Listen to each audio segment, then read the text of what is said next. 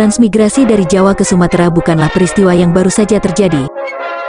Perpindahan suku Jawa ke Sumatera ini rupanya sudah ada sejak zaman pemerintah kolonial Hindia Belanda. Tujuan transmigrasi Jawa Sumatera ini untuk menyamaratakan pembangunan daerah jajahan. Berikut ini adalah gambar pemberangkatan warga Jawa Tengah ke wilayah Delhi di tahun 1917. Mereka berasal dari Wonogiri, Klaten, Boyolali, Salatiga, dan beberapa wilayah lainnya.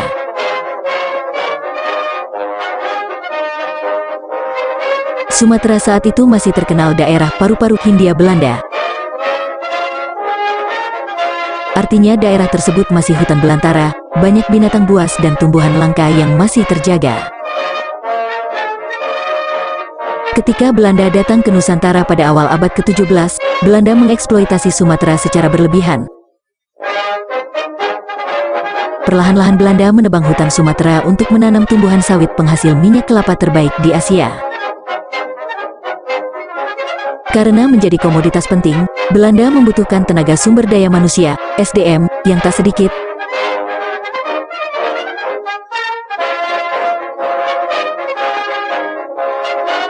Mereka mulai memikirkan segala cara dan jalan keluarnya, hingga muncul ide memindahkan suku Jawa ke Sumatera sebagai bagian dari solusi persoalannya. Ya, pemerintah kolonial Hindia Belanda menjadikan mereka sebagai buruh di Sumatera.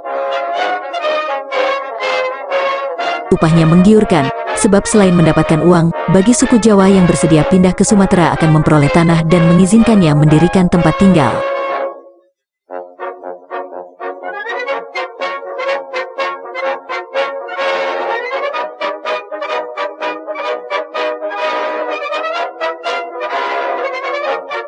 Menurut Herman Manai dalam jurnal sejarah, volume 1 tahun 1999 berjudul, Proyek Demografi dalam Bayang-Bayang Disintegrasi Nasional. Transmigrasi yang berlaku di Jawa Sumatera merupakan kebijakan kolonial yang memaksa. Belanda ingin mendapatkan tenaga murah dan memanfaatkan jumlah penduduk di Jawa yang membludak. Meskipun banyak yang menolak menjadi transmigran, Belanda sering memaksa dan menekan mereka untuk tetap berangkat ke Sumatera.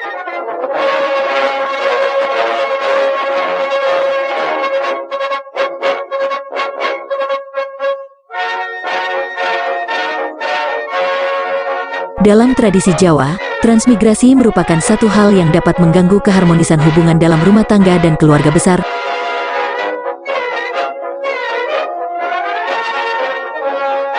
Hal ini tercermin dari istilah mangan ora mangan, sing penting kumpul, atau makan tidak makan yang penting kumpul.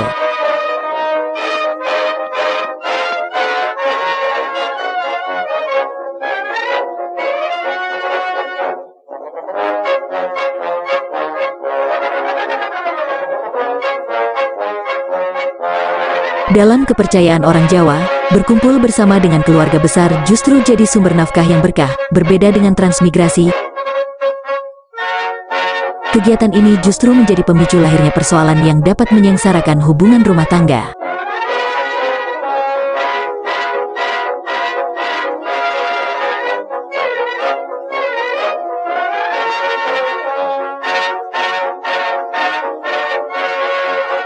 Belanda tak ingin tahu dan ikut peduli dengan tradisi Jawa.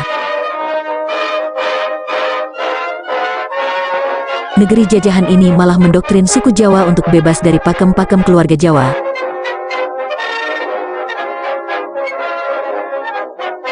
Mereka anggap pakem itulah yang membuat orang Jawa masih kuno hingga abad ke-20 awal.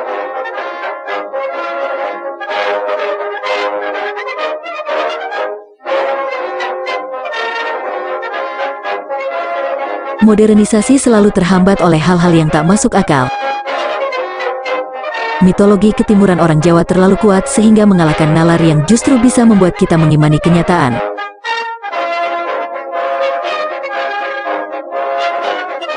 Upaya mereka berhasil, banyak pemuda dari suku Jawa yang ikut program transmigrasi ke Sumatera. Paksaan itu membuat mereka melek modernisasi. Paksaan-paksaan itu juga mendidik suku Jawa jadi tahu luasnya Nusantara.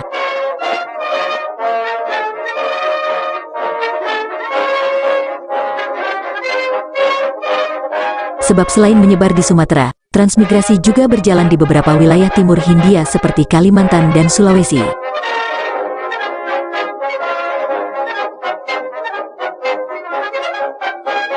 Para transmigran bekerja menjadi buruh kolonial dengan bayaran tanah untuk tempat tinggal.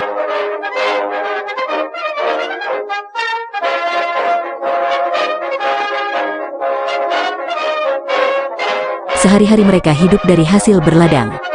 Ada yang menanam padi, sayuran, dan buah-buahan. Semua hasil panen tak mereka jual, terutama padi. Sebab dari hasil panen itulah mereka sanggup bertahan hidup tanpa bekal uang sepeser pun dari pemerintah kolonial.